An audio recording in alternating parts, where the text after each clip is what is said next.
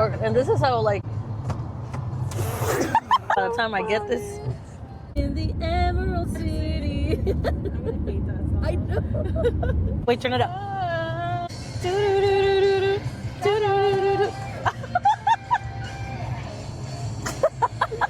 Welcome to this really unique type of episode for the There She Goes podcast. I'm here with my bestie, Suvin, since we were in 4th grade. Oh my God. I know, we did the math. It's 22 years of friendship.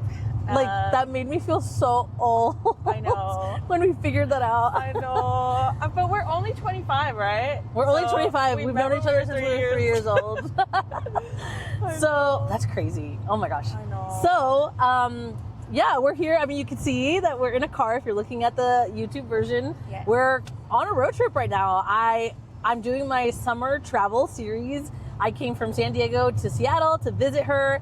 And then we're doing almost a 2-hour road trip up to Bellingham. And we were just having such a great conversation in the car. And I'm like, stop it right now. Let's record this because that's literally the podcast. So yeah, enjoy this really fun, different type of episode. I love it. It's more casual. I know. I feel like car chats is kind of like when you can really go deep with your friends. And Literally. you're just like talking about life and whatnot, but Because there's no escape. there is no escape. I'm like, you're stuck with me, I'm stuck with you. We were also talking about how it's just beautiful. Like, I'll take some shots too, like on the other side. I know. It sucks because it was actually super sunny before you got. I know. And then I think it was like the day you got here, it was like, okay, it's gonna be cloudy and rainy. Good And luck. it's official. Hey, this is actually the first day that I personally have been out in the rain, and I'm not even out. We're in the car, but that's been nice. Like, actually, it's been cloudy, but it's been like that cloudy day effect, especially for the Chihuly Garden. It really made the art pop out. It does give better lighting, I will say. I didn't know this, but weddings actually, or like wedding videographers and photographers actually prefer when it's cloudy. Because then you get this like diffused light instead of like very harsh direct sunlight. Yeah, it's kind of like adding, like you said, a diffuser to like your lighting, or just the sun has a way of overshining, right, over everything, and like the colors just don't pop out as much. So. And honestly, you're getting the true Washington experience. Yeah, like, I'm definitely getting all the colors, all the weathers. It's been nice. Thank you for letting me borrow your jacket. I feel like a true Washingtonian, like you like to say. I know, it feels weird. Like, I recently got my Washington driver's license, and it felt like a morning thing almost, because I'm like, I'm no longer a Californian. There's they hole punched my California ID, but I don't know, it's like a new chapter, I guess, in my Washington life, and it just makes it more real. And definitely, I've really been loving living here, and I really do see myself living here like longer term. I don't know what the future holds, you never know, but yeah, like this feels a lot more like home now. And despite the weather, I don't know, like still like the dark winters are really depressing, but there's still a lot of benefits. And Good thing I visited you in summer. I know. And even then, I'm like, okay, it's like July and it's raining. Yeah, I know. The weather here is like a little bit strange. I remember, I think it was like hailing in April, like for a couple days. Oh, wow. And I was like, okay, Washington, like, all right. I thought San Diego was bipolar, but this is definitely different. Yeah. But I love it. Like, I've always been kind of like a lover of moody things, and yeah, this kind of fits like my scene. Like, I love the sunshine in San Diego, but there was just no variety because it was just sunny every day. Yeah. I'm like not even a cloud. Like, you're not gonna give me a cloud. And yeah, like, I don't know. I just like love being by the mountains and like rivers and like lakes. So no, this drive is gorgeous. That's what we were saying. I'm like, this drive is just completely framed by pine trees and all kinds of vegetation. And as far as the eye can see, like, actually, it's so dense that I can't even see through it much. And when I can't see through it, it's like a lake and farmlands, and it's just really pretty. I know. That's why it's called you asked me why Washington is considered the Emerald City, and it's just because it's incredibly lush and green. So, oh my gosh, that's giving Wicked. I love that. The Emerald State, like the Emerald City. There's a song about it. I don't know that song, but Remember our New York trip? That reminds me I of that. know. That was the first time I'd ever watched a musical, and I remember when we first got tickets, I was like, Not only that, yeah, I remember because I was like, okay, we go to New York. okay. It was 10 years ago, Yeah. 2016. We go to New York, and I was like, I want to see a Broadway show, and you're like, I don't even love musicals. I was like, And sure. then I was like, okay, but we didn't have money because we're broke college students, literally. And so I was like, okay, well, I really want to do it, but we'll only be able to go if we just like manage to get the lottery discount tickets. And you're like, yes, there's no way we'll get the lottery discount I don't think it was that much, but But internally, like, I didn't. Definitely like, this is a Gracia activity, Yes. and like, so I'm tagging along. Yeah, and then I remember, but you were like, there's no way we're gonna win, but you didn't tell me that, so I didn't know that you were thinking that internally. Yeah. And I was like, well, I let's think sign we up. did it 2 days, and the first one we didn't get it. We didn't get it. Yeah, we definitely did not get like lottery tickets every time, but we did get lottery tickets for Wicked. It was like $30. It was crazy. I don't know if you remember, there was actually like another group or another like pair that was like, hey, like if we both happen to get tickets, like do you want to pair up and increase our chances? And then I think we won, but they didn't, and I was like, bye, losers. We got lottery tickets. Oh my god! I remember, it's funny though, because I distinctly remember you were like, I did not think I was gonna like this. Yes. And you really liked it. I really did. I think it was just like the storytelling element, like through songs and stuff. Like I didn't think it would be that like powerful. Mhm. And yeah, I just remember just like, this is better than a movie almost, because you're like listening to them live and like seeing like movement on the stage, and the stage design was stunning. It was. And yeah, it was just The like a really singing. great experience overall. And then we watched Anastasia together. Like any musical I've watched has always been with you, which is really cool. Like you're my musical girl. Yeah, So- yes I am. You've seen my back wall of all my playbills. Yeah, that's true. The Wicked playbill is on my wall, and it has it has the pin that says I won the lottery. I just it was such a good day, and They gave you a pin? yeah. I didn't know that. Yeah, we had. Well, Lucky. yeah, I kept it because it was a big deal to me. Like, oh my That's god, true. we It was we meant did to be. Wicked. And I remember us coming out of it dancing through life. Oh, yeah, and we just kept singing that the whole Yes, time. the whole time. I could just imagine like everybody around us was like, shut Like, up. we dude. get it. You saw Wicked. But that was the song. We'd just be in the subway waiting, and then we're like, dancing through life, giving the look. Honestly, I love that song so much because I genuinely feel, you know this, we were just saying this the other day, like, it's like that's what life is about, and kind of like dancing through life, just like enjoying your life, actually enjoying nature and being outside and taking a breather. And That was such a big step for us, like into adulthood, or at least it was for me, because I'd never traveled like without my parents. And I don't even remember like how we ended up like roping each other into this trip. Like maybe it was like, hey, we both coincided in our spring breaks, because I think SDSU was it was like, a spring break. Yep, it was March. And so you're like, you want to go somewhere, and like, do you want to go to New York? I don't remember the full conversation, but like we ended up doing it. I remember it was really scary, and like my parents weren't like really happy about it, but it was something that I wanted to do, and I felt like we wouldn't have a lot of chances to have a trip like that. So I'm really glad that we did, because I think you were on your last year. Literally, it was my spring break of my last semester. Totally. So yeah, like it was. 2016 was my travel year. I distinctly remember 2016 was such a good year for me.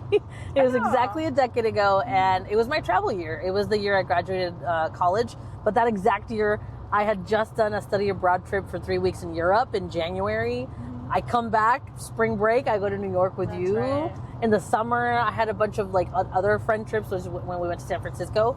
And then I also turned 21 that year, so then I went to Vegas, and then I went to Europe again with my family. It was, oh my God, it was insane. It was amazing. Wow. So I have very fond memories of 2016. I know. Oh, to be young again. Oh, to be young again.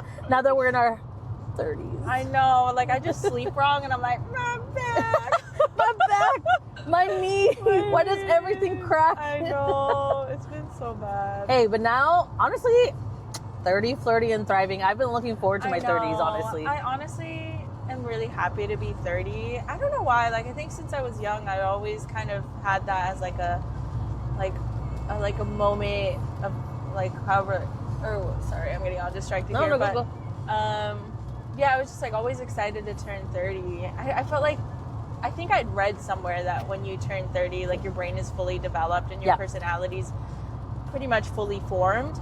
And so I think because my 20s were of a lot of uncertainty and like trying to figure out who I was, I think just having kind of a milestone marker age of like what to look forward to made it really exciting for me to finally reach this age. I know it's really scary for a lot of people, but sorry, I'm just seeing that there's No worries. a lot of car stuff. No worries. That's the thing about a car podcast. One of us has to pay attention on the road. We don't have no self-driving Tesla over here, I know, unfortunately. I'm not there yet, but if anything. And even if we did, still one of us has to pay attention to the road. But yeah, it's just part of the adventure here. I know that you definitely longer than I did always wanted to be like in your 30s, I feel like. And to me, I was excited about the 20s, like in the early phase of the 20s, but then literally by 25, I was like, can't wait to be 30. I joined the bandwagon. I think it's because like I hate uncertainty. Like I like just already being like where I need to be. And it's like the trialing phase of the 20s I wasn't super excited about because it's a lot of like failure, a lot of learning about yourself, like a lot of like uncomfortable kind of like stages that you have to go through, and a lot of like life lessons that aren't always super fun. So I'm kind of excited to be kind of past it, but really grateful for all the kind of life lessons I've learned across the way. And yeah, that's what's gotten to me here. So not too much to complain about. That's definitely the Taurus in you. I think the craving stability and oh yeah.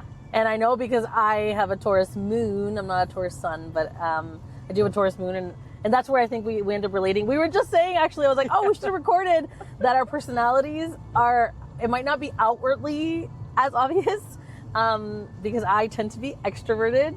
Suvin tends to be introverted. But when she was like, she's like, oh, I'm an INFJ. And I'm like, wait, J, sorry, INFJ. I'm like, what? I'm an ENFJ. Like, we're the exact same personality, except, of course, for the introvert / extrovert. So I was saying, I'm like, oh my God, externally, socially, maybe it might look different, but internally our brains are going through the same things. Like, yeah, like we've kind of valued certain things, like depth, like having deep conversations with people. Like I just do not like small talk. Like I really don't like it. Yeah. But me neither. But yeah, like I really appreciate having like you to have kind of these like more in-depth conversations about life and just like what we're going through. Because you can have like a small talk conversation with just about anyone, and you kind of have to do it just like day to day, formally, like at Trader Joe's or whatnot. but yeah, like I just crave like something a little like more human. I want to say than that. But yeah, no, I'm definitely the introvert. It's always been that way, and Grace has always been the extrovert. And I think that's why I loved growing up around you, because I'm like, okay, spotlight's off me. I'm cool with that. I'm just like bystander, and loved having you or seeing you have your moments. And yeah, that was our childhood, and I don't think it's super different today. But I love that you're allowing me a chance to spotlight you for a change, even though you don't love it. It's okay. No, but I don't love it. Yeah, I think it's just like, I don't know. I'm not used to it. Maybe is the better way to say it. I know, and I know that it's so cool because like you're such a creative too, but you do like the behind the scenes. And we were even saying, even like if you were to do a business one day, like you're like, as long as I can stay behind the scenes, I know, like I I'm just good. want to do the creative stuff. I think that's so important though, Suvin. Like I'm like, I just know, like, I don't know, there's this podcaster that I follow, and actually she's like the first podcast that I ever started listening to, Keisha Getmiri, and with Empower Her. And she's very clear that while she is the, like, maybe the public facing part of the business, of the podcast business, and yes, she's the host, she could not do it without her partner. And her partner in the podcast, like, she's a behind the scenes person who thrives in the operations of it and the behind the scenes making the magic happen. And then, but with, you see what I mean? Like, you need that duo of like the marketing duo with the operations duo. Like, that is, I think that's actually a dynamic duo, to be honest. Honestly, yeah. It's like very complementary kind of partnership there, that like you can make beautiful things because you're bringing like different aspects of like what you personally are drawn to, like on the table. And yeah, I think that could be maybe down the road, if I ever do want to dive into entrepreneurship, I just like look for a partner that can complement me in that. Yeah, I think you could totally do it. Like, and there, honestly, with social media too, there's so many ways. You know this. Like, yes, I think a lot of people pitch like showing your face on camera, or yes, there's value there, but I have definitely seen businesses that thrive without showing their face necessarily, and like being behind the scenes, or like, you know, you showing content doesn't necessarily mean that you always have to be so public facing and showing your face. Right. Yeah, and a lot of it for me is just like, it's not that I haven't thought about it. Like, there's ideas of it, like parts of it that feel appealing, but yeah, it's just the scaries, you know, like diving into the world unknown, and like being afraid that I won't be able to like succeed in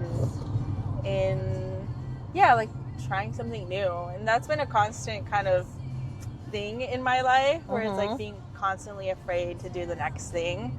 And I'm a very like turtle versus hare. Like, I'm definitely the turtle. Like, I take my time doing things to build up confidence, and then I eventually get there. But the turtle always wins the race, so. Yeah, I think it's like everybody has different modes, and I've just had to kind of adapt to like what works for me. Like, I'm not someone who dives in head first into the water. Like, I definitely need a lot of planning, a lot of thinking, a lot of asking myself, like, are you sure? Like, does this feel right? Et cetera, et cetera.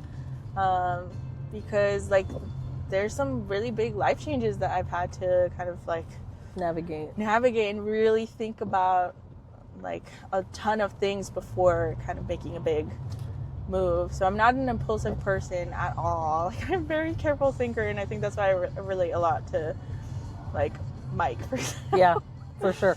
No, you guys are definitely the same. Like, it's crazy how many similarities you have. So yeah, my bestie and my husband, it makes sense. Like, I know we're cut from the same cloth. I clearly have. Every time I see Mike, it's like a spiritual, like, right. I get you. I get you.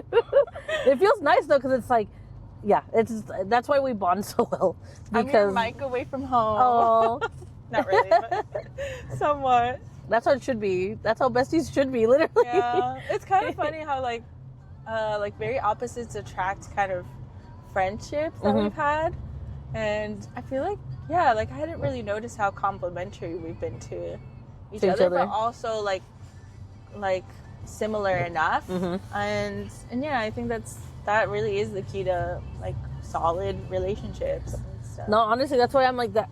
That's the thing about like opposites attract. They say opposites attract, but similar stay together.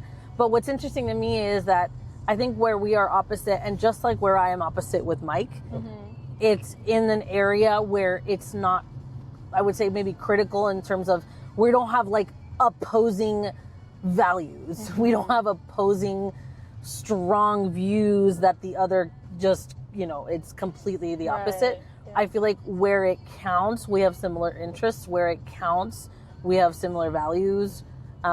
Where it counts, like, we are very similar. We are deep thinkers. We, you know, care about like how we move through this world intentionally. And I love that. That's why. So the reason, like the way that this episode specifically came about was actually because we spent almost a year doing a book club together with the book Worthy by Jamie Kern Lima. And so we would do it on Wednesdays, sometimes not, but we would try to do it on Wednesdays for Worthy Wednesdays. And we would talk, so we were doing not just the chapter, we would read a chapter, we actually did the workbook, and we would talk for a good 2 to plus hours. I know, it was so kind of like somebody had to cut it off. I think. Yeah, it was like, hey, we should probably go to bed, or I'm trying to make dinner now. Exactly. Which is a good sign, because those talks were so deep, and that's every talk I was like, Suvin, this could have been a podcast episode. Yeah. Every time, tell me no, I was like, oh my God, girl, this could have been a podcast episode. This was a good session. It felt like therapy almost, to be honest, like just to kind of explore different themes that maybe like just to be able to bounce ideas off of someone of like, hey, like I've thought, I'm thinking this, and like, what's your experience? And yeah, it was a really fun little thing, and I'm really proud of us for being committed and actually reading the whole book through. Because chapter to chapter, every single one. It took a while, and we took a little hiatus just because of life, but we kept back on it, and yeah, like it actually kind of spurred me to like unpause my reading journey, because I had not read a book in a long time, and so yeah, like now I'm up 30 bucks between this year and last, so thank you for that. I said 30 bucks. Oh, I wish I had 30 bucks. I love 30 bucks to buy another book. Good, I love that. Yeah, that was such a good book, and I think it came at a really specific time in your life and in my life, really, where I think the message is what we really needed to hear. Yeah. So I would love to specifically ask you, because we were talking earlier in the car, genuinely just having a conversation. I was like, wait, this is the message here. Mm-hmm. Like, this is a message that people need to hear. And really, it comes to the different moves that you've made throughout your life. You know, you did mention, like, okay, let's go back to your 20s and you're in college, right? That was kind of, to me, that was one of the first major moves you did, which was a pivot in your career. But kind of walking us through, even despite you not necessarily thriving off of uncertainty, I actually think that's even more valuable of a story, because you don't thrive in it, because it's not something that comes natural to you, nor do you like, but you navigated it. You figured out a way, and I love that you did not let your comfort with certainty or stability trump your gut feeling and your intuition, because you could have. You felt comfortable in a stable environment, or just following a path that's like laid out for you. Right. And yet your life is actually showing me the exact opposite of that. So I kind of love that. It's a story about how, even though you don't love the uncertainty of things, you have definitely found a way to tap into your intuition and be brave enough to put fear aside and do what you feel is best for you. So I guess starting, anywhere from, obviously, so we met in San Diego, so anywhere from moving away from San Diego and then pivoting your career. Yeah, that was a chapter in my life for sure. But yeah, I think for a long time I'd known, like, I mean, I'd lived in San Diego most of my life. I grew up in Korea, but I moved to San Diego when I was like 5 or 6, and so most of what I can remember throughout my life has happened in San Diego, and yeah, like, I'm really grateful for that. But growing up, as I got older, I had this kind of nagging feeling that, like, my life needed to happen elsewhere, if that makes any sense. Yeah, like, I was like, the world is so big. I mean, my bubble of San Diego feels so small compared to everything that's out there. And I think I started feeling that more when I did like a few road trips. I remember one time, like, we went on a road trip to San Francisco, but before that I'd done like a road trip like up the West Coast. And like those experiences, seeing life elsewhere and like what it could be, really made me kind of like really like internally want that. And so, I guess that's the part of like my intuitive side, knowing that I needed to experience, you know, getting out of San Diego eventually. And California, like, I think it kind of expanded outside of San Diego because I did live in Northern California for some time for school. But yeah, even that feeling like still didn't go away. I'm like, okay, I think I need to get out of California too, which is silly because a lot of people like would do anything to move to California, especially Southern California and especially San Diego. But I don't know, I can't really explain what it was. It was just, I feel like I had already experienced everything I kind of needed to there, and I felt like I could grow more as a person and build different kind of life experiences outside of what I've known forever. But in terms of the big pivot, like in terms of like what I was studying, I was originally studying chemistry and biochemistry, and I think that was kind of a decision of, you know, like feeling like that was what was going to give me success in life growing up. Like, Like, that's a fancy job title. Or that, something like, in medicine. ooh. Like, growing up in certain cultures, like, it almost feels like you only have a few life paths to pick from. And so I was like, okay, like, that seems the most doctor, interesting. lawyer, I don't even know. And, like, probably, what's that third one? Like, doctor, lawyer, and, like, business or something. Owner, yeah, I guess. And out of all of them, I feel like the medical field seemed, like, most plausible for me. But did you like helping people? So I did, yeah, and I love Dr. House, so I was like, I could be, I could be something like that. I love it. But as I was taking these classes, it just felt like less and less what I wanted to do, and I also just kind of had this feeling of like it doesn't really seem to be fitting me. Like it's a lot of like memorizing and like formulas, like all the chemistry and like math classes I had to take. And I just remember, like, it's very vivid. I was taking a summer chemistry class. I hated it because summer like chemistry classes are so intense. Like, you have to go in every day, and I remember we had a test every Monday, and oh my gosh, this sounds so bad. awful. I personally hate chemistry. I am not a science girly I'm on that team now. at all. I'm an English and math girl, so like I did not like science. And then take away your summer science? I know, it sucked, but I just really wanted to get ahead, or I was feeling pressured to get ahead because I felt behind in life. But I remember I got an email. I was the last one in the parking lot. It was so late because the chemistry class ended really late. It was like 10 o'clock at night. And I was the only car in the parking lot. I'm like walking to my car, get in. I look at my phone. I got an email to register for the following semester. Mm-hmm. And just that sinking feeling of like, I don't want to do another semester of this. Like, I'm not happy. I feel really miserable. And I'm not even close to being done. And this may potentially be the rest of my life. And I just remember just like sobbing and breaking down in the car. I'm like, nah, I can't do this. And so that was kind of the key moment where I was like, I have to figure something else out. And that's where it was like the comfort versus discomfort decision had to be made, because I could keep going on the thing. Like, I was already on a path, right? And I could keep going and just like finish what I'd started, or start fresh in a world unknown, like having to figure out from scratch what it is I wanted to do next.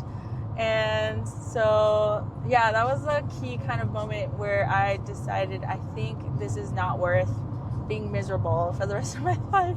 I think I'd rather take my chances on exploring something different and something that feels more right with me than and it being scary, but being able to figure it out in the end versus whatever I said earlier. But super quick before you talk about how, because I would love to hear how you went from, okay, now I know I definitely want to make a change, and then how do I find now what I want to do. But before that, you did briefly mention that you took a summer class in the first place because you already felt behind. Yeah. So I'm like, wow. So how did you feel emotionally knowing if you already, quote unquote, are behind in school, now I'm starting over? I know. So how did you deal with like, oh my God, now I'm really behind, right? Yeah. I mean, I think for me it was deciding, like, okay, even if I kept going with chemistry and like, I don't know, became like a chemist or whatever, did something in the medical field, like, I'd be ahead, but I would not be where I wanted to be. Like, if I was already seeing the signs at one point that this was not for me, like, if I continued, it would still continue feeling not like me. So it just kind of felt like I'd be like rolling this like boulder up a hill to nowhere. And that's when I was like, you know what, I'd rather be double behind or feel more behind than what I'm feeling, but be in the right place, because in the end, the one who's gonna have to be like living my life and really feeling like that behindness is just me. Like, no one's gonna really pay too much attention to that aspect but me. Like, only I'm really putting that pressure on myself. And so that's kind of where I felt like it was more valuable to yeah, just like figure out what I really wanted to do, because I don't think I'd ever asked myself that question genuinely, what it was that Suvin Choi, I mean, I don't know if I can say my right? Suvin, It'll be listed. Okay. It was that Suvin wants to do. And yeah, it was, I don't know, like I think I hadn't asked myself a lot of questions. Like I told you like a little bit earlier, but like I didn't even know what my favorite hobbies were. I didn't know what my favorite color was, what music I like. Like I did not have answers like that. It seemed really fundamental to a lot of people, but I just kind of always kind of felt like my life was like life trajectory was kind of set to a certain like place or like career, and a lot of things like maybe self-imposed or outside imposed like felt like they were like set in stone almost. So, you like just didn't even bother questioning it because you're like, this is where my life is going. Yeah, it always felt kind of defined for me. And so I remember I just really had to learn a lot about myself, and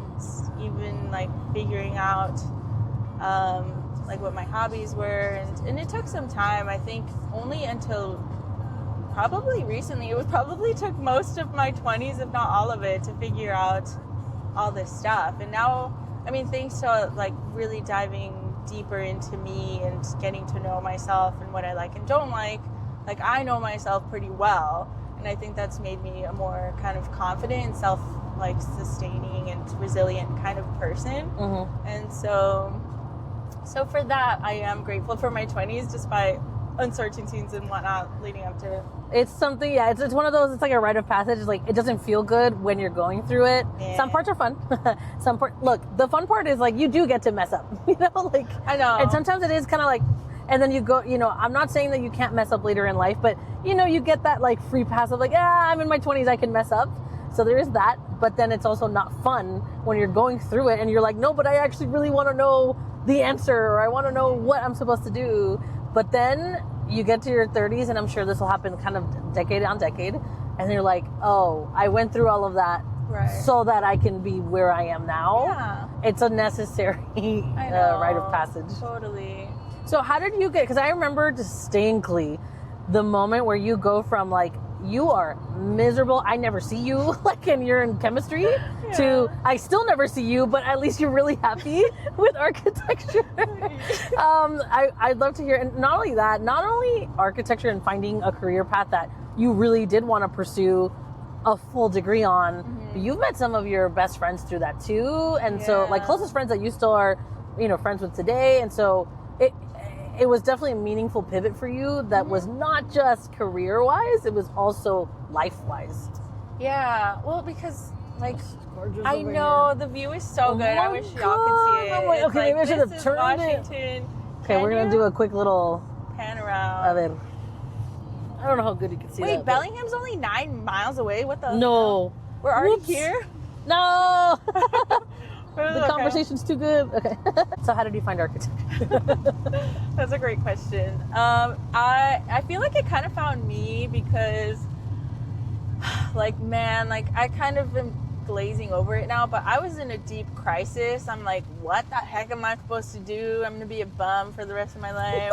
Do you remember around how old you were at the time?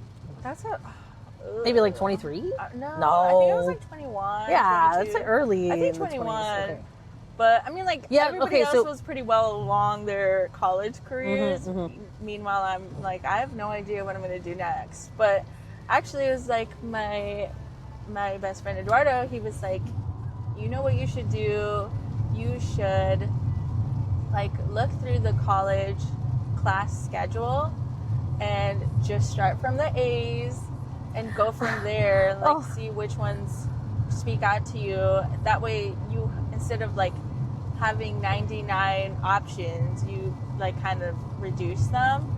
And I was like, well, what if I like 15 things? And he's like, well, then take that one class, see if it's for you, and if it's not, then you only have 14 options to like think about, right?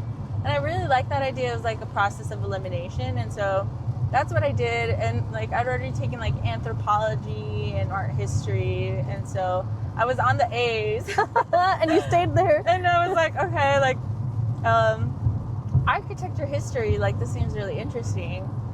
And I took the class, and it's so funny because like a lot of people who were in that class, like they had to take it, and like nobody like found history, and I don't find history interesting either, but just the fact that it was architecture, and I was like, I never thought about buildings this way, and like there's so much intentionality and like a lot of thought that goes into like down to the materials or like the construction and the location and how it's sited.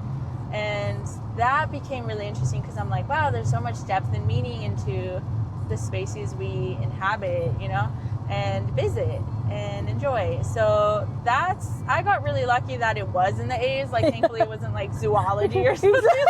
I'm like, oh no. Still be in college probably. I'm like, Gracia, let's go to my dorm. Let's go to my dorm. I'm studying zoology now. But yeah, I got really lucky, and so I was like, okay, I'm gonna take an architecture design class, and I just like to this day I really love architecture. I think because like I do still love science. I think it just isn't like the career path for me, like a science only, but architecture does feel kind of like the in-between between the arts and still like real life and engineering.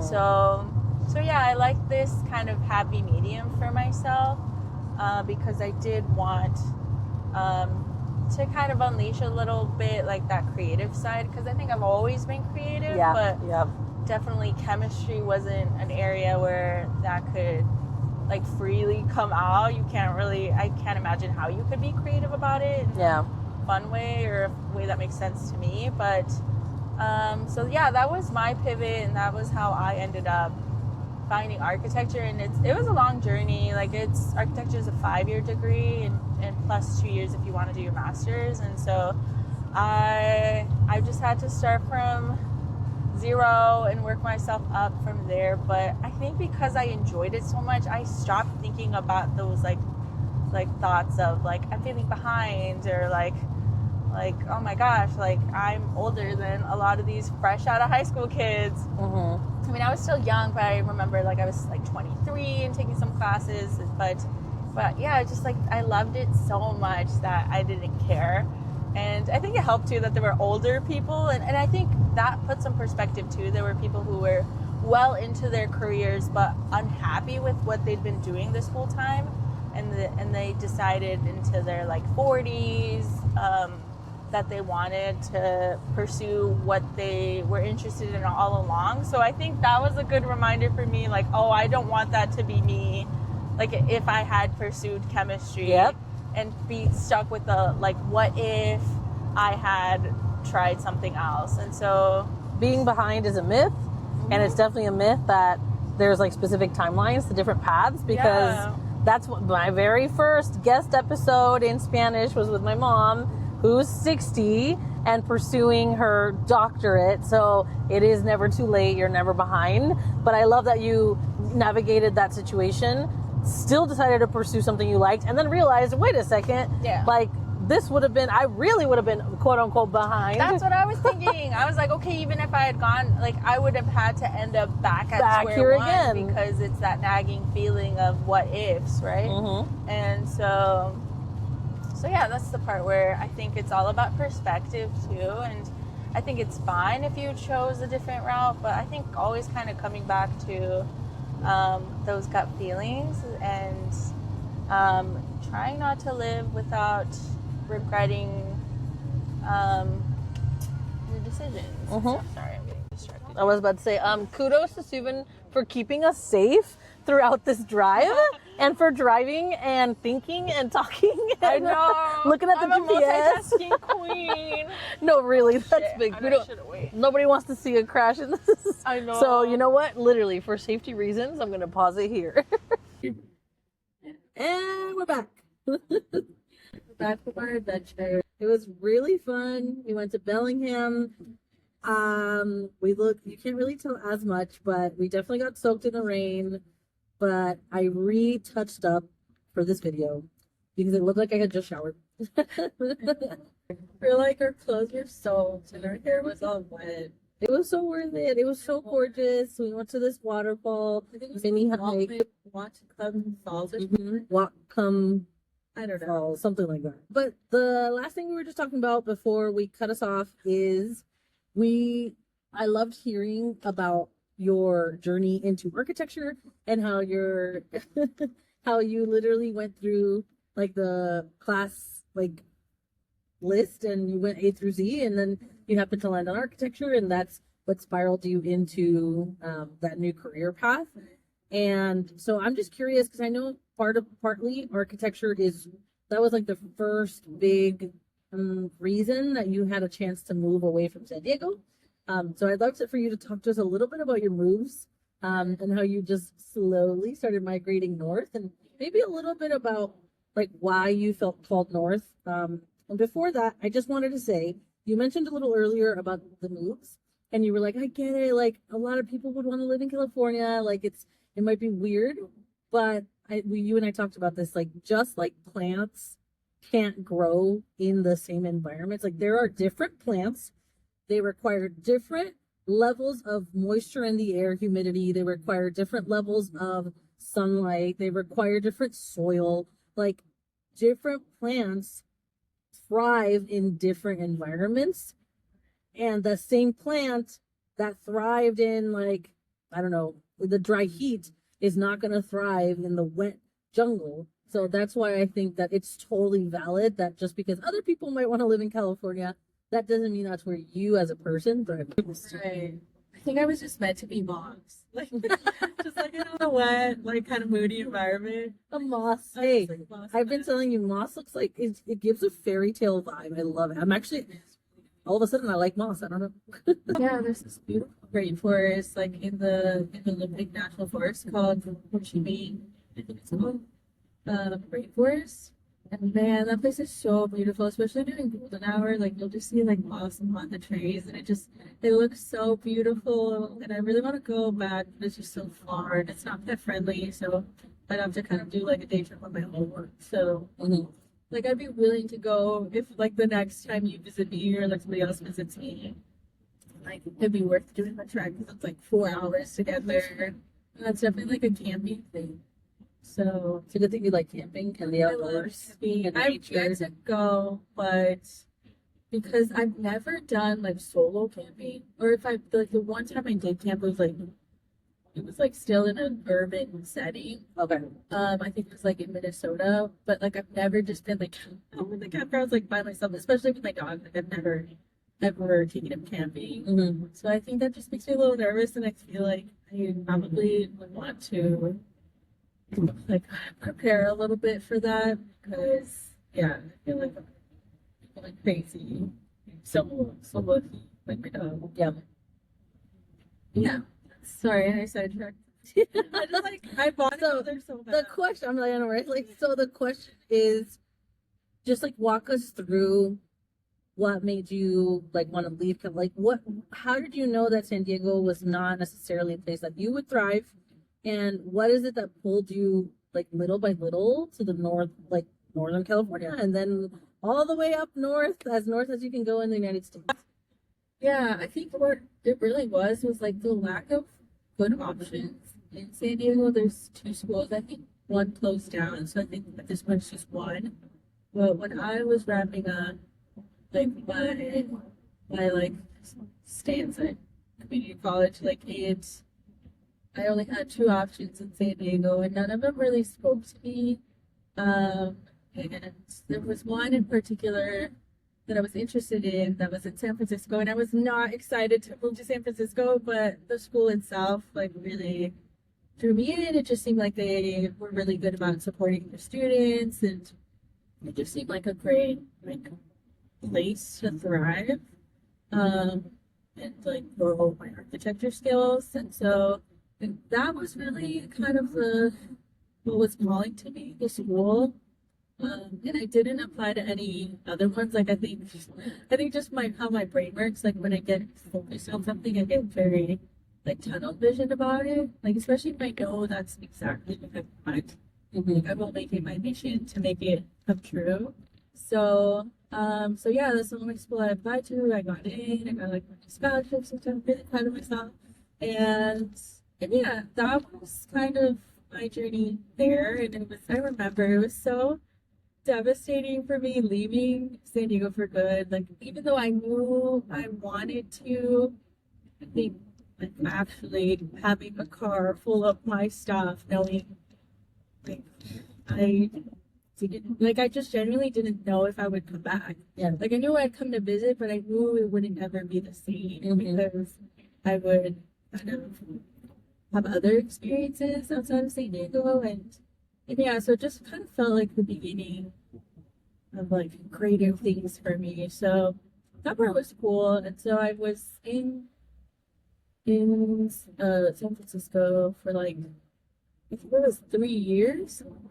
And eventually, like after graduating, like I immediately got a job working with a firm, and we did a project, or I guess multiple projects, in like a little Northern California mountain town. And even though I was working remotely, it just kind of made sense for me to move closer to the Sierra Mountains. So I moved to Chico, California, which is, I think, a couple hours north of Sacramento. So I was like pretty up there. And yeah, it was like my first experience like living alone without roommates. And it was actually kind of like the final tick mark for accomplishing my number one dream, which was to get my own dog, and like my dream dog at that. So Tell us about your dog. Kind of Yeah. Dog. Okay, so my dog's name is Yuzu. He's a Samoyed. He's 2.5 now at this point. But like all my life, I dreamt about getting this like big, white, fluffy dog. And yeah, like I kind of had a few conditions for myself before I felt comfortable to like add a dog to my life. And the first one was obviously like finish school, and then it was get a job, and then it was like just get my own place and just be financially independent. And so yeah, like when I moved to Chico, like that was kind of the last like thing that I needed to do. And a month later after moving, I was like, okay, I'm ready. And so yeah, like, and then he came into my life, and it's been really great. So grateful for him. Oh, I guess the last thing was also, I forgot to mention this, but just like I knew I had to be okay like myself. If that makes any sense. Like I knew like I couldn't, it wasn't fair to have like unresolved stuff and emotionally depend on this poor little animal. I really love that you went through all these different stages to get to like just all the dreams that you have like as an adult, like getting to do like move away from home, really heal and feel like you found yourself, because you did mention earlier that you had kind of in your 20s, at least early 20s, you were still figuring what you wanted. You didn't even know what your favorite color was. You didn't even know what your hobbies were. And so I love that you're like, hey, hold on, let me also, besides getting my own place, besides finishing school, let me also make sure that I'm like, I know who I am before I add a companion to the mix, and your adorable companion YouTube. Yeah, I just didn't want to put that on him. Like, oh, he had to be kind of like my emotional crutch. Like, I knew I needed to be good, like myself, so that I can properly love and care for him. So yeah, like that's. I kind of like did the work. And I was like, okay, I feel like I'm emotionally reliant, self-sustaining, and like every sense. So I would love to hear, so what happened? Like, okay, you're in Chico, like bring us to like what brought you here, because Washington, I know, had been on your list of potential places to live. But at the time, like you're living, you find, okay, like you're kind of, now you've moved away from San Diego, check. You finished school, check. You're working in Chico, check. You got your dog, check. Like, it's like cool. So it sounds like everything was aligning. But I remember that Chico didn't quite necessarily feel like home just yet. right, like I always kind of knew it was going to be a temporary place. And so yeah, basically Chico, like I was close ish to work. Like, it was still about a 2-hour commute to the mountains. But I loved the work that we did, but like naturally, like most things, it just kind of like the season for that ended, and I was just like ready for something else. And so like I just closed out of that job, and I just have like kind of like a okay, like now what the kind of thing, trying to figure out what to do next. And so I did think about like my version of a gap year, because like I had done school for so long, and I just kind of like needed some time to recenter and kind of get my priorities a little bit more in order. Like I gone through like a breakup, like I've gone through like wrapping up this job. And so yeah, it was like definitely a time of change for me. And so yeah, I took a year off to figure out like a bunch of things, like both internally and externally, but I was like mostly just like within myself. I feel like I had kind of lost my confidence as a person like during like that time. And so I was there like trying to find it again, and you so sweetly bought me that book Worthy and mailed it to me, and that's kind of like the beginning of our book club series, and it was so fun. And so yeah, it was kind of nice to like walk along that journey together. And so like after the year, like I felt really good like about myself. I felt more confident about myself as like a professional as well. And so I did just like as a transition period, I did go back to San Diego for a month, but I was like it's a month and a month only because like honestly going back to San Diego, to me for the longest time it was worst case scenario to like go back to San Diego. To me it felt like I failed, like I didn't make it, I didn't forge my path. But I think putting like a time limit on it of like, okay, like it's just for me to kind of get my bearings straight and figure out what's next. It just helps so much to be back at home, like having support with just like my dog, and I will just be with my family again because I've been away from them so long. And so that part was really nice. And basically during that time I was just applying to a bunch of different jobs everywhere. And I mean everywhere, like I'm sure it was like Hawaii, Alaska, Utah. It was like I think even like Boston, and there were definitely places I was like, hell no.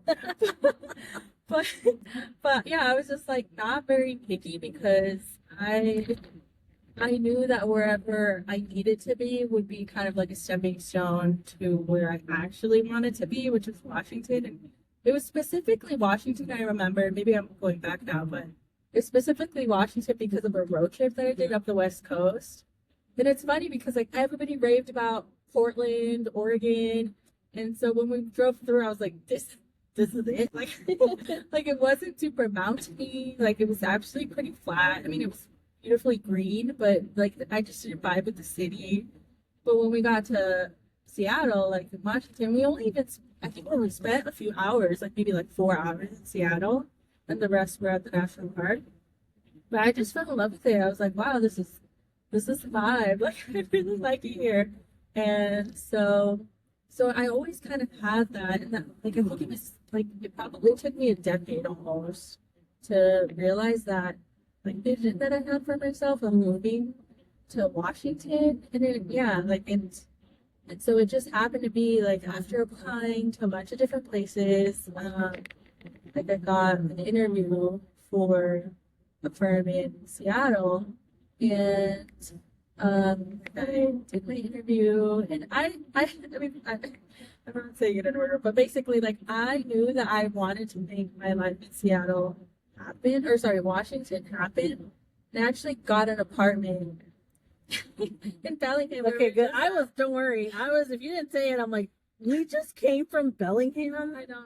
where you had gotten your first apartment. So no, I would make sure you talked about it. I know.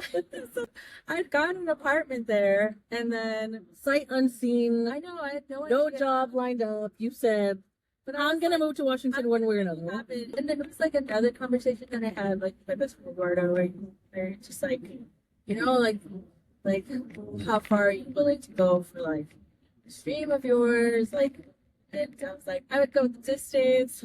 And I was like, I can go the distance.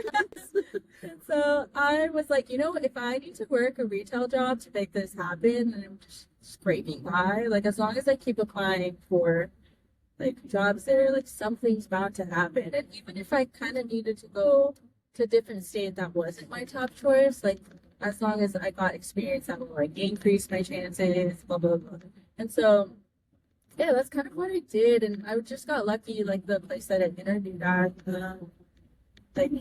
accepted me, and So you had to relinquish your apartment in Bellingham. I know I never moved in. Like I literally just went to like pay like the cleaning fee that's like part of the contract, and I'm like, yeah, I've never seen this place. Like, but yeah, like it all worked out, and so I had to get another apartment. Like I had 2 weeks to look for one, and so I found like a little studio in Seattle. But I'm happy to say that I'm gearing up to move to a bigger space. But yeah, like it's been a really great experience. Just like at this firm, like I think something to mention is that like I studied architecture, and in the like little mountain town that we worked with, like we did some city related stuff, but it was more like visioning. And so in my head, I was like, oh, this is kind of similar to urban planning, and I was like talking about it in my interview and everything. But like actually doing this job, I'm like, wow, like this is a completely different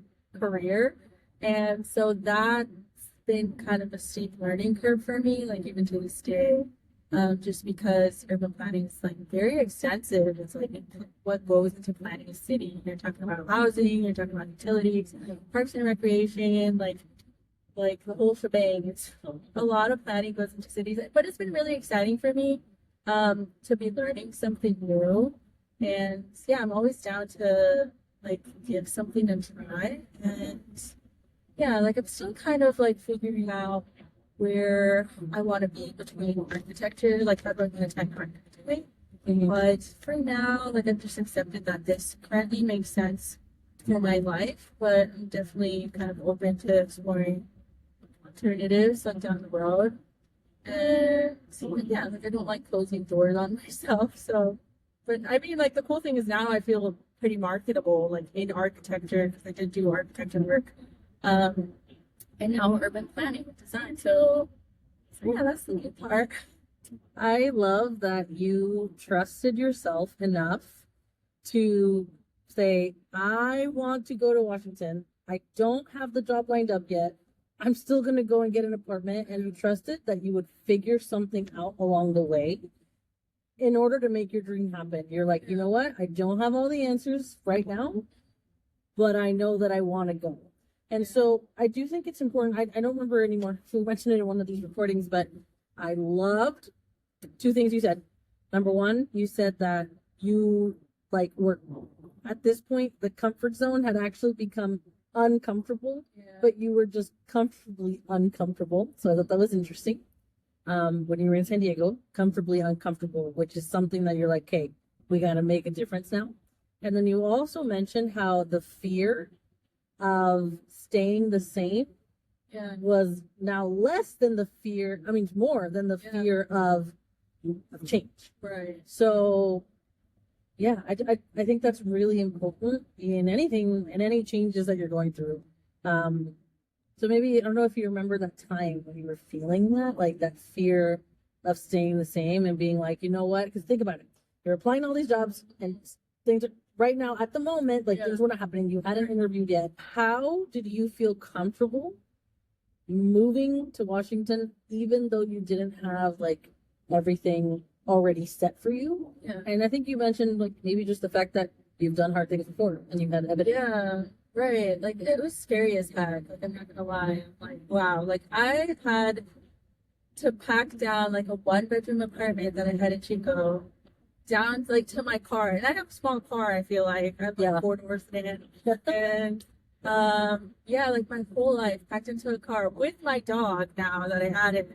And I can't even know everything fit. I'm still like I mean, I shocked. sold so much, and I think it's kind of good because like I am a little bit minimalistic, I guess, to a degree, and like I think it helped me knowing that even in Chico that I knew I wasn't gonna be there forever, and it was just like a temporary place for me. So I wasn't really attached to anything that I had, so it just like was okay leaving a lot of my possessions like at the thrift or like selling online. But yeah, I think it also like, what really helped me take the plunge was like trusting myself, just to like be able to take the sleep because I'd done it before. Like I did it when I moved from San Diego to San Francisco, and then from San Francisco to Chico.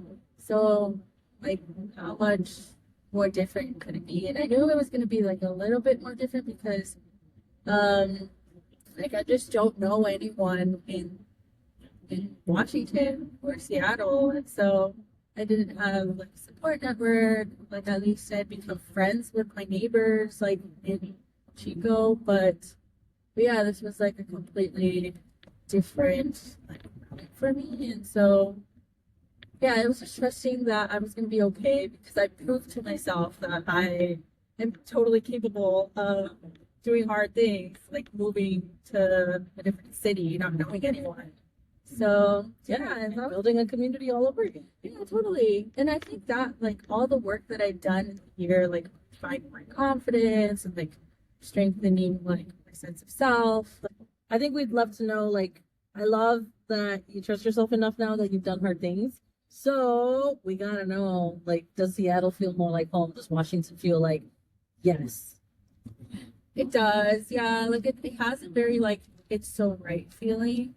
And like I find myself a lot of the time, like sometimes like I've gone to the waterfront by myself and I'll just get myself like a little pastry and just sit there like looking out to the bay and like wow, like I'm so lucky to live here. Like I'm so lucky to like, have checked off this kind of like grand goal that I've been working towards. And so yeah, it definitely does feel like home. And on paper, it is home. Like I'm now an official Washingtonian, ID and ID everything. and everything. And so yeah, like I'm definitely looking to like be here long term. Like I don't know for the future, like this is forever. Like I would hope so, at least in this point in time. Like it does feel right, but yeah, like I'm not gonna close any doors, and like I'm not gonna speak for future me. Maybe she'll want to go back to San Diego, but I love that. Don't speak for future you. You don't know what you're gonna want. Making room for that change. You've said a lot of really great themes about, learning that you're never behind, right, learning to navigate change and remembering that you've done hard things before, and really recognizing when you've outgrown something, simply outgrown something, or something doesn't feel right. I also love to point out that look at how much your gut was telling you something. You were in Washington for 4 hours and you were like, this feels right. So that to me is like a huge tapping into your knowing. Yeah. You knew within 4 hours that something was right, I mean, like just looking at this view, I know you can't see it, but I'm just like, And there's a rainbow on the left. I know, I mean, I can't see the rainbow, but like I can see this view. There's like the city skyline, sun shining. Like even though it's been raining all day, I see the Space Needle. Okay. Don't leave them hanging. Don't leave them hanging. We gotta see it. Yeah, it's all gone. But just trust me when I say that. And it's just stuff like that where I'm like, oh, like it's so amazing. And I just can't say that I really had those feelings in San Diego. Like I just never was a beach person. Like I was always like mountain girly, but like Yosemite was always so far. And the closest I could get was like Rancho Penasquitos, but it's still kind of like a bit arid up there. Mm-hmm. But yeah, just being here, like I could go in any direction and I'm always in awe and inspired by the beauty and the nature that's around. And there's just so much stuff to do. I mean, even if it's like a bunch of hikes, like to a lot of people, the hikes might look the same, but this is so. Okay, there we got it. We got a little view of the skyline. We got it. I don't know if you can see that right there. I hope you can. I can. That is what we're staring at as we're talking to y'all. And well, thank you so much, Suvin, for inviting me to get to witness like this chapter of your life. I feel like I've been lucky enough to witness a lot of chapters in your life ever since 4th grade. So we talked about it like 22 years. Okay, that's plenty of witnessing lots of different chapters. But this is definitely one of those chapters where I feel like you're really thriving, and you're still, and like, don't get me wrong, you talked about it earlier too, like even with your job, like, right, there's still learning to do. There's still new things that you're like going through. You're still going through changes down to your career and learning something completely new in urban planning and architecture. So your story's far from over, but this is a beautiful chapter in it. I can't wait to see what else you bring from Washington. So if you could leave us with like just like a final insight or thoughts that you would love to, you know, leave listeners with based on your story. I guess like for me, the big motivator was just like at the end of my life, am I going to look back and wonder or like ask myself, what if I had done this? What if I had done that? And I just don't want to experience that feeling of it being too late. And so that was a big motivator for me, where I just didn't want to leave life like not having done the things that I felt like I was meant to do. I don't want to live life with regret, and I just like live life very intentionally. And even if it wasn't like the right decision in the end, if it felt right at the time and I put thought into it, like in my head, it is the right decision, because a lot of it's just perspective. So if it makes sense, like in this moment in time to you, I think you're on the right path. Mm-hmm. So yeah, that's kind of, I don't know, a little bit morbid to be talking about like end of life, but no, I think it's important. That's exactly the problem, I think, is that our society sees talking about death as morbid, but I actually think that it's doing a disservice, because because we don't talk about death often enough and we don't really face it as a society, it makes it easier for us to think that we have time to do everything we want. There's the rainbow. I don't think you can see it. I wish you could. after a whole day of rain, this is like honestly. There's the rainbow. That's so like symbolic too. I don't know. Oh, I think you can see it. Whatever. So yeah, I think that if we did talk about it more and face it more, that more people would realize that time really is limited. And I do think that would kick our butts into action to follow our dreams, move to your dream city, you know, interview for or apply to that dream job, shoot your shot. You never know, and you know, don't have unlimited time. Thank you so much, Suvin. This was awesome. This was so fun, and I'm sorry that you had to like do this while driving. That's kind of crazy, but you made it really fun for me. Honestly, it felt like it was just a road trip. Like literally, I mean, we would have been talking the whole time anyway. So. This is legit a peek into what we would have talked about. Maybe we wouldn't be looking at a camera, but we would definitely be talking about it. Yeah. So thank you for sharing your insights. Thanks for interviewing. Of course. Love you. Like, he's just a girl, and I'm just a girl. Can I make it any more obvious? We are in love. Haven't you heard how we rock each other's mood? I don't know the words of this. Oh. I mean, that is it. Only the chorus. Oh, okay. Yeah. I love the song. Be at a studio singing the song you wrote about a girl you used to know.